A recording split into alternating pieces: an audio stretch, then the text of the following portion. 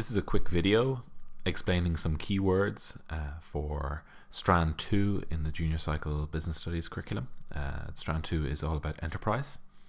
Now, what I think would work best is if you pause the video now and go through the list of these words and see which ones you understand, which ones you don't understand. And I will leave a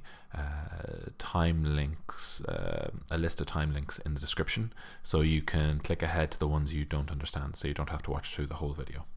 The first one is work. Work is an overarching term. It describes anything where you put in effort in order to achieve a result or in order to achieve something.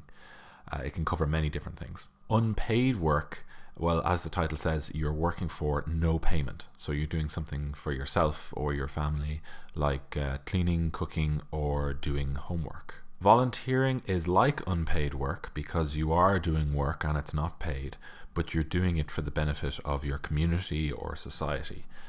It would be something like fundraising or raising awareness. Employment is work that is done for payment, for wages.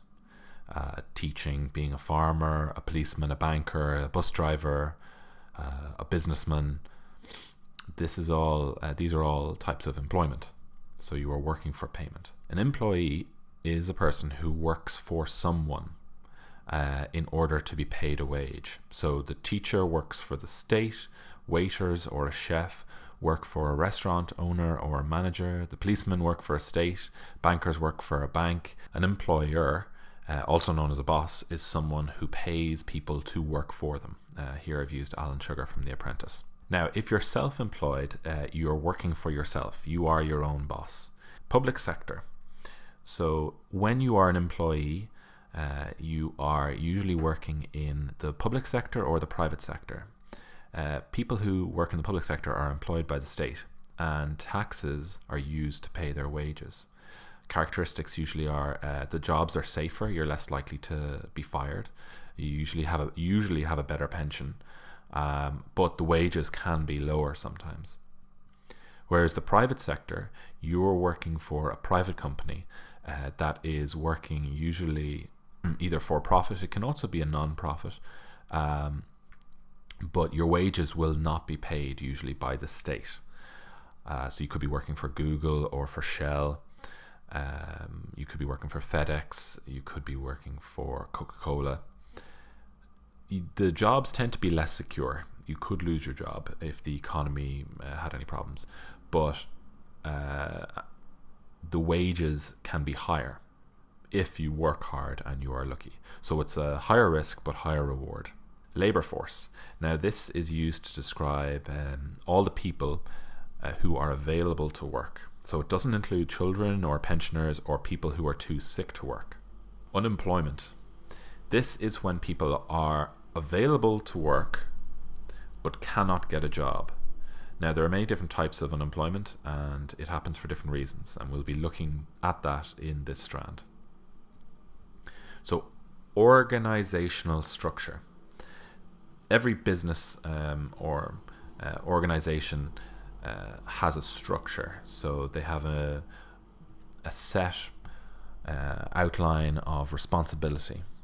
So we can see here in this image, the managing director is the head of the company.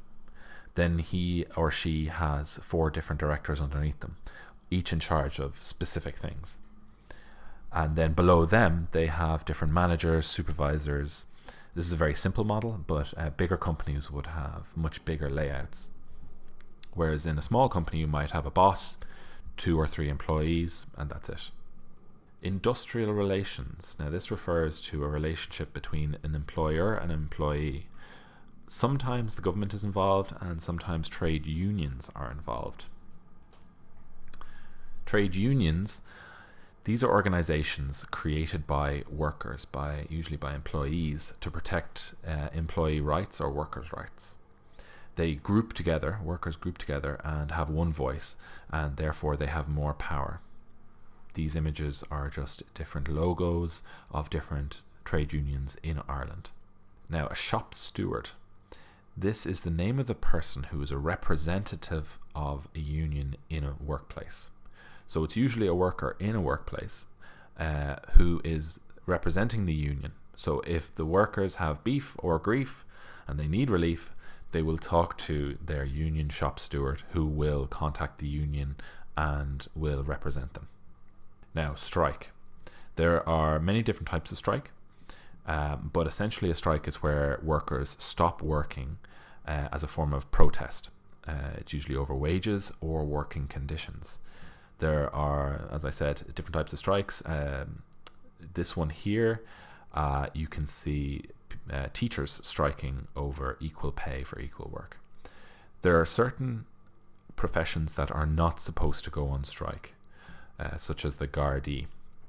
However, that rule was broken a couple of years ago. Now, the last two are a little bit tricky. Mediation and conciliation. So this is mediation. If there is disagreements in a workplace between an employer and an employee, sometimes they will bring in a mediator, and this mediator will help two disagreeing parties find a resolution by themselves. It's usually the first stage of negotiations, and it's a bit more informal. So the mediator is just there to facilitate, to help the conversation, to make suggestions, to help each party express what they want and to help them find a solution. He's not there to offer a solution. He's there to help them find a solution by themselves. Whereas conciliation is a little bit more different. It's a bit more serious. A conciliator, as opposed to a mediator, a conciliator can offer solutions. If it fails, the case of the disagreement can then be sent to the labour court. If you are watching just conciliation, I suggest you just click back and watch both mediation and conciliation, because they're very similar, slightly different.